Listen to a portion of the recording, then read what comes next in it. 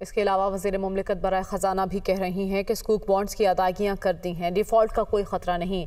आयशा गौस पाशा का मानना है कि जब हुकूमत संभाली थी तो डिफ़ॉल्ट का ख़तरा था।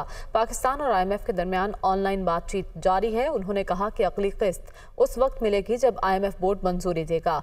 मौशी महाज पर परेशानी ज़रूर है, ऐसा बहरान नहीं कि कोई गड़बड़ होने जा रही है। इसी बारे में मज़ीद तफसीलात जान लेते हैं।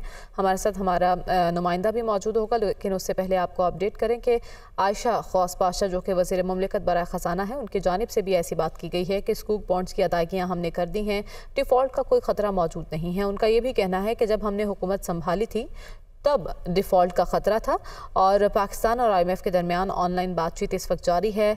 आयशा गौस पाशा ने मज़ीद बताया कि अगली किस्त उस वक्त मिलेगी जब IMF बोर्ड मंजूरी देगा। मौशी महाज पर परेशानी ज़रूर है, वो इस बात को मान रही हैं, लेकिन इसके साथ साथ वो ये भी वाज़ेह कर रही हैं कि ऐसा बहरान नहीं है कि कोई गड़बड़ होने जा रही है। इससे पहले मुज़द्दिक मलिक से मुतालिक हम आपको आगाह कर रहे थे, उनकी जानिब से भी ये कहा गया कि डिफ़ॉल्ट का कोई ख़तरा नहीं और आयशा गौस पाशा भी यही कह रही हैं कि हमने स्कूक बॉन्ड्स की अदायगियाँ कर दी हैं, डिफ़ॉल्ट का ख़तरा नहीं है।